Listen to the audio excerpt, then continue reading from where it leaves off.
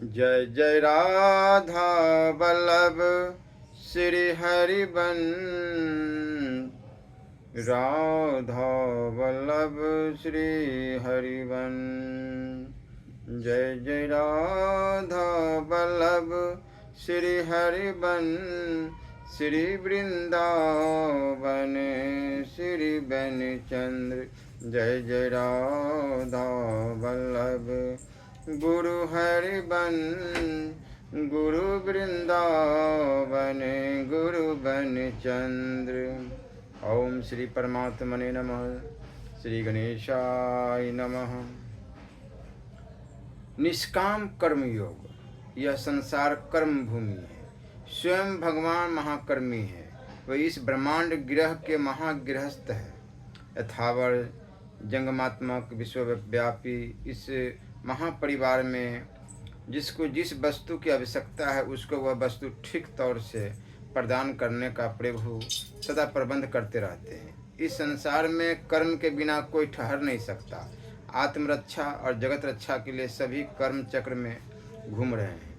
निष्काम कर्मयोग के सिवा हमारे उद्धार का और कोई मार्ग नहीं। जातीय उत्थान पतन कभी कर्म निरपेक्ष नहीं हो सकता। भारतवर्ष जब से निष्काम कर्म के उच्च आदर्श को भूल गया तभी से इस देश की अधोगति प्रारंभ हुई है। कर्म को अंतर्मुख कर लेने पर जैसे उसके द्वारा बाहरी मंगल साधन होता है उसी प्रकार भीतर का मंगल भी संसाधित होता है। कर्म कुंठ अकाल सन्यासी और कर्मासक्त घोर विषय किसी के लिए भी यह धारणा का विषय नहीं रह गया। भगवान सच्चिदानंद है। हमारे जीवन में भी सच्चिदानंद की लीला चलती है। हम जब तक अपने हृदय में इस सच्चिदानंद को प्रतिष्ठित नहीं करेंगे तब तक कर्मयोग कर्म भोग में ही पर्यवसित होगा। जगत में व्याप्त होकर कर्म आंशिक भाव में जो सच्चिदानंद की प्रतिष्ठा हो रही है इसको कोई अस्वीकार नहीं कर सकता।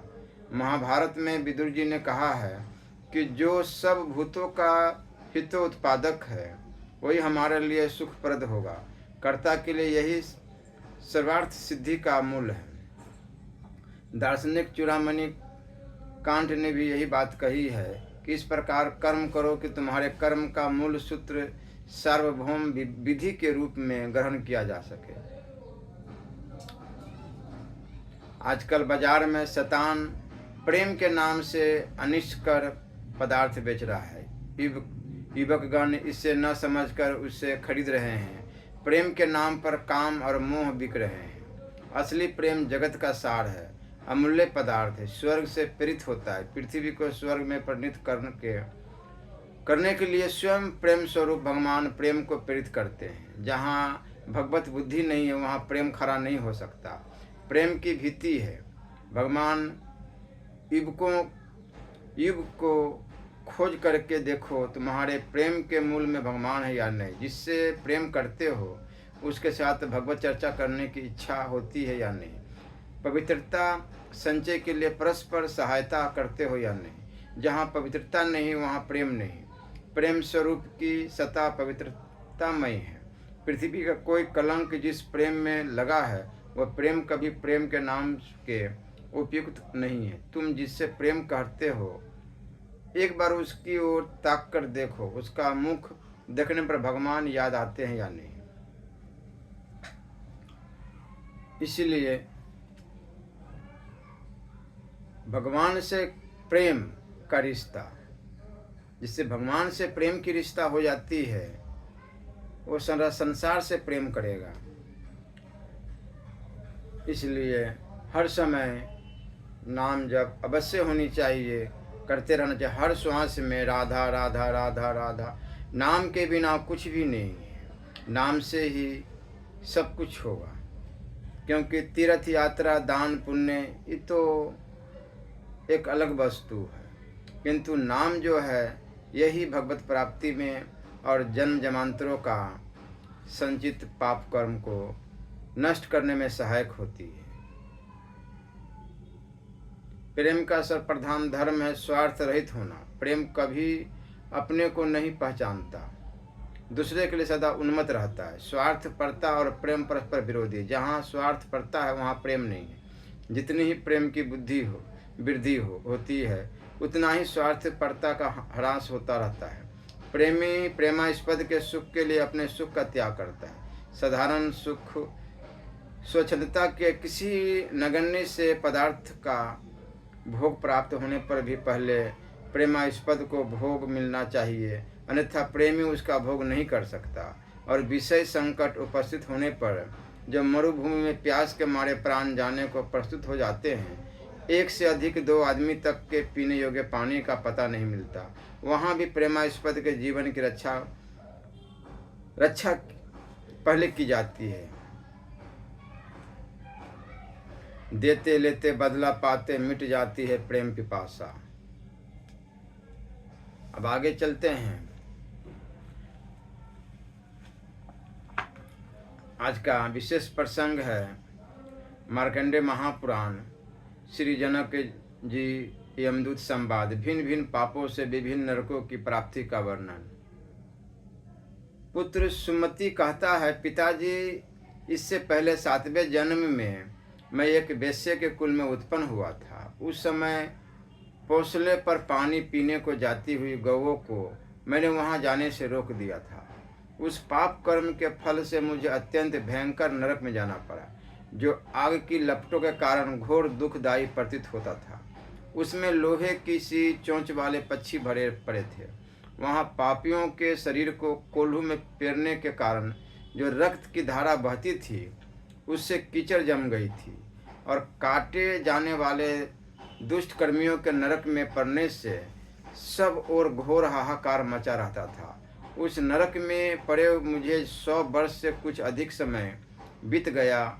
मैं महान ताप और पीड़ा से संतप्त रहता था। प्यास और जलन बराबर बनी रहती थी। तदंतर एक दिन सहसा सुख देने वाली ठंडी हवा चलने लगी। उस समय मैं तप्त बालुका और तप्त कुंभ नामक नरकों के बीच में था। उस शीतल वायु के संपर्क से उन नरकों में पड़े हुए सभी जीवों की यातना दूर हो गई। मुझे भी उतना ही आनंद हुआ जितना स्वर्ग में रहने वाले को वहाँ प्राप्त होता है। यह क्या बात हो गई? यूँ सोचते हुए हम सभी जीवों ने आनंद की अधिकता के कारण एकटक नेत्रों से जब चारों ओर देखा, तब हमें बड़े ही उत्तम एक नर रत्न दिखाई दिए। उनके साथ बिजली के समान कांतिमान एक भयंकर यमदूत था, जो आगे होकर रास्ता दिखा रहा था और कहता था, महाराज, इधर से आइए। सैकड़ों यातनाओं से व्याप्त नरक को देखकर उन पुरुष रत्न को बड़ी दया आई। उन्होंने यमदूत से कहा। आगंतुक पुरुष बोले, यमदूत, बताओ तो सही, मैंने कौन सा ऐसा पाप किया है जिसके कारण अनेक प्रकार की यातनाओं से पूर्ण इस भयंकर नरक में मुझे आना पड़ा है। मेरा जन्म जनक वंश में हुआ था। मैं विदेह देश में विपश्चित नाम से विख्यात राजा था और प्रजाजनों का भली भांति पालन करता था। मैंने बहुत से यज्ञ किए, धर्म के अनुसार पृथ्वी का पालन किया, कभी युद्ध में पीठ नहीं दिखाया तथा अतिथि को कभी निराश नहीं लौटने दिया। पितरों, देवताओं, ऋषियों और भृत्यों को उनका भाग दिए बिना कभी मैंने अन्न ग्रहण नहीं किया। पराय स्त्री और पराय धन आदि की अभिलाषा मेरे मन में कभी नहीं हुई। जैसे गौएं पानी पीने की इच्छा से स्वयं ही पौसले पर चली जाती है, उसी प्रकार पर्व के समय पितर और पुण्यतिथि आने पर देवता स्वयं ही अपना भाग लेने को मनुष्य के पास आते हैं। जिस गृहस्थ के घर से लंबी सांस लेकर निराश लौट जाते हैं, उसके इष्ट और पुत्र दोनों प्रकार के धर्म नष्ट हो जाते हैं। पितरों के दुखपूर्ण उच्चवास से 7 जन्मों का पुण्य नष्ट होता है और देवताओं का निश्वास 3 जन्मों का पुण्य छीन कर देता है। इसमें तनिक भी संदेह नहीं। इसलिए मैं देव कर्म और पितृ कर्म के लिए सदा ही सावधान रहता था। ऐसी दशा में मुझे इस अत्यंत दारुण नरक में कैसे आना पड़ा? उन महात्मा के इस प्रकार पूछने पर यमराज का दूत देखने में भयंकर होने पर भी हम लोगों के सुनते सुनते विनय युक्त वाणी में बोला। यमदूत ने कहा, महाराज, आप जैसा कहते हैं वह सब ठीक है, उसमें तनिक भी संदेह के लिए स्थान नहीं है, किंतु आपके द्वारा एक छोटा सा पाप भी बन गया है। मैं उसे याद दिलाता हूँ। विदर्भ राजकुमारी पिबड़ी जो आपकी पत्नी थी, एक समय ऋतुमती हुई थी, किंतु उस अवसर पर केके राजकुमारी शुभोभना में आसक्त होने के कारण आपने उसके ऋतु काल को सफल नहीं बनाया। वह आपके समागम सुख से वंचित रह गई। ऋतु काल का उल्लंघन करने के कारण ही आपको ऐसे भयंकर नरक तक आना पड़ा है। जो धर्मात्मा पुरुष काम में आसक्त होकर स्त्री के ऋतु काल का उल्लंघन करता है, वह पितरों का ऋणी होने से पाप को प्राप्त हो नरक में पड़ता। राजन, इतना ही आपका पाप है, इसके अतिरिक्त और कोई पाप नहीं। इसलिए आइए अब पुण्य लोक का उपभोग करने के लिए चलिए। राजा बोले, देवदूत, तुम जहाँ मुझे ले चलोगे वहाँ चलूँगा, किंतु इस समय कुछ पूछ रहा हूँ, उसका तुम्हें ठीक ठीक उत्तर देना चाहिए। ये वज्र के समान चोंच वाले कौवे जो इन पुरुषों की आंखें निकाल लेते हैं और फिर उन्हें नए नेत्र प्राप्त हो जाते हैं, इन लोगों ने कौन सा निंदित कर्म किया है?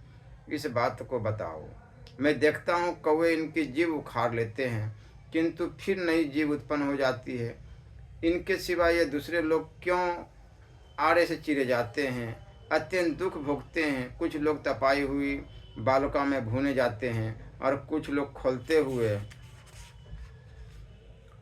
तेल में पक रहे हैं। लोहे के समान चोंच वाले पक्षी जिन्हें नोच नोच कर खींच रहे हैं, वे कैसे लोग हैं?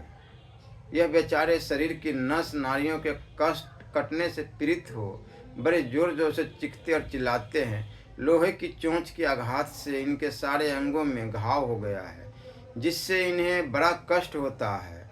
इन्होंने ऐसा कौन सा अनिष्ट किया है जिसके कारण ये रात दिन सताए जा रहे हैं? ये तथा और भी जो पापियों की यातनाएं देखी जाती है, वे किन कर्मों के परिणाम हैं? ये सब बातें मुझे पूर्ण रूप से बतलाओ। यमदूत ने कहा, राजन, मनुष्य को पुण्य और पाप बारी बारी से भोगने पड़ते हैं। भोगने से ही पाप अथवा पुण्य का क्षय होता है। लाखों जन्मों के संचित पुण्य और पाप मनुष्य के लिए सुख दुख का अंकुर उत्पन्न होत करते हैं।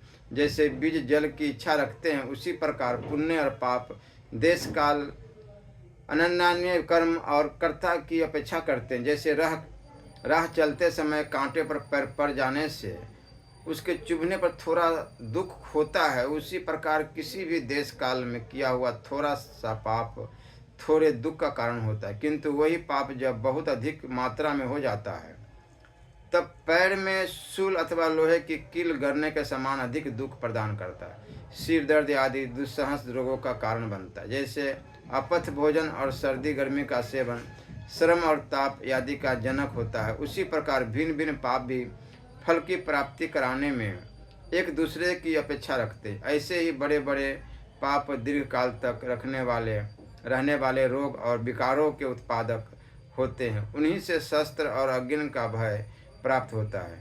वही असहन पीड़ा और बंधन आदि फल प्रदान करते हैं। इस प्रकार जीव अनेक जन्मों के संचित पुण्य और पापों के फलस्वरूप सुख और दुखों को भोगता हुआ इस लोक में स्थित रहता है। राजन, जैसे नरकों में पड़े हुए जीव अपने घोर महापाप का फल भोगते हैं, उसी प्रकार ये स्वर्गलोक में देवताओं के साथ रहकर गंधर्व, सिद्ध और अप्सराओं के संगीत आदि का सुख उठाते हुए पुण्यों का उपभोग करते हैं। देवता, मनुष्य और पशु पक्षियों की योनि में जन्म लेकर जीव अपने पुण्य पाप जनित सुख दुख रूप शुभाशुभ फलों को भोगता है। राजन, आप जो यह पूछ रहे हैं कि किस किस पाप से पापियों कौन कौन सी यातनाएं मिलती है, वह सब मैं आपको बतला रहा हूँ।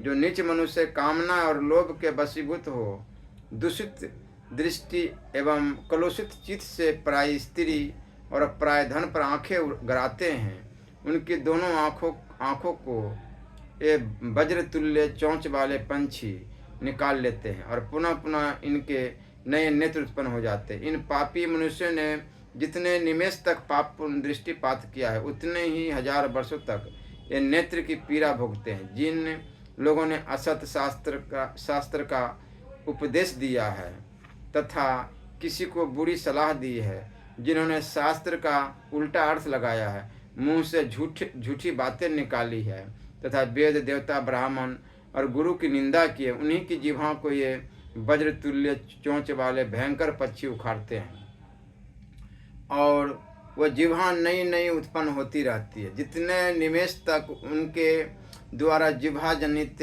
पाप हुआ होता है, उतने वर्षों तक उन्हें यह कष्ट भोगना पड़ता है। जो नराधम दो मित्रों में फूट डालते हैं, पिता पुत्र में, स्वजनों में, यजमान में और पुरोहित में, माता और पुत्र में, संगी साथियों में तथा पति और पत्नी में बैर डालते हैं, वही ये आड़े से चीरे जाते हैं। आप इनकी दुर्गति देखिए, जो दूसरों को ताप देते, उनकी प्रसन्नता में बाधा पहुंचाते, पंखे, हवादार स्थान, चंदन और खस की टट्टी आदि का अपहरण करते हैं तथा निर्दोष व्यक्तियों को भी प्राणांतक कष्ट पहुंचाते हैं, वही अधम पापी है जो तपाई हुई बालू में पड़कर कष्ट भोगते हैं। जो ब्राह्मण किसी देव कार्य या पितृ कार्य में दूसरे के द्वारा निमंत्रित होकर भी दूसरे किसी के यहाँ श्राद्ध भोजन कर लेता है, उसके यहाँ आने पर ये पक्षी दो टुकड़े कर डालते हैं। जो अपनी अनुचित बातों से साधु पुरुषों के मम्र पर आघात पहुँचाता है, उसको ये पक्षी अत्यंत पीड़ा देते हैं।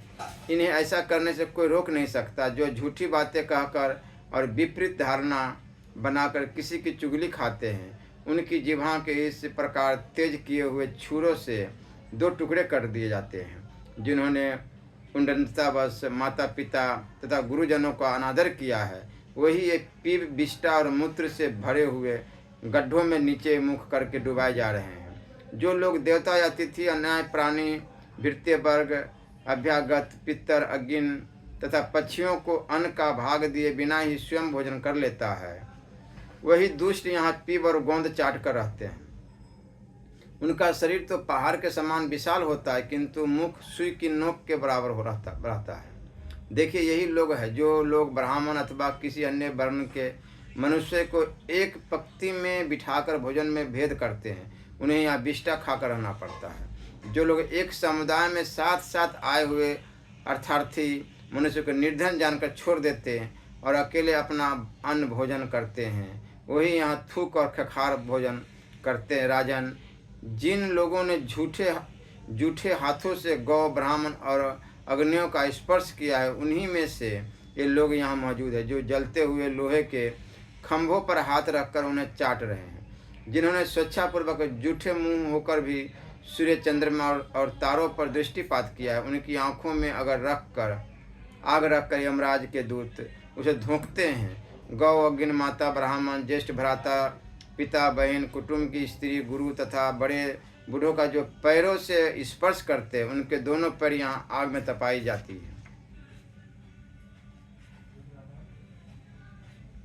उन्हें अंगारों के ढेर में खड़ा कर दिया जाता है। उसमें उनके पैर से लेकर घुटने तक का भाग जलता रहता है। जो नराधम अपने कानों से गुरु, देवता, द्विज और वेदों की निंदा करते हैं, सुनते हैं और उससे सुनकर प्रसन्न होते हैं, उन पापियों के कानों में ये यमराज के दूत आग में तपाई हुई लोहे की कीलें ठोक देते हैं। विलाप करने पर भी उन्हें छुटकारा नहीं मिलता। जो लोग क्रोध और लोभ के वश में होकर पहुँचले देव मंदिर, ब्राह्मण के घर तथा देवालय के सभा भवन तुरबाकर नष्ट करा देते हैं, उनके यहाँ आने पर वे अत्यंत कठोर स्वभाव वाले यमदूत इन तीखे शस्त्रों से शरीर की खाल उधेड़ लेते हैं। उनके चिखने चिल्लाने पर भी ये दया नहीं करते। जो मनुष्य गौ, ब्राह्मण तथा सूर्य की ओर मुंह करके मलमूत्र का त्याग करते हैं, उनकी आंतों को कौवे गुदा मार्ग से खींचते हैं। जो किसी एक को कन्या देकर फिर दूसरे के साथ उसका विवाह कर देता है, उसके शरीर में बहुत से घाव करके उसे खारे पानी की नदी में बहा दिया जाता है।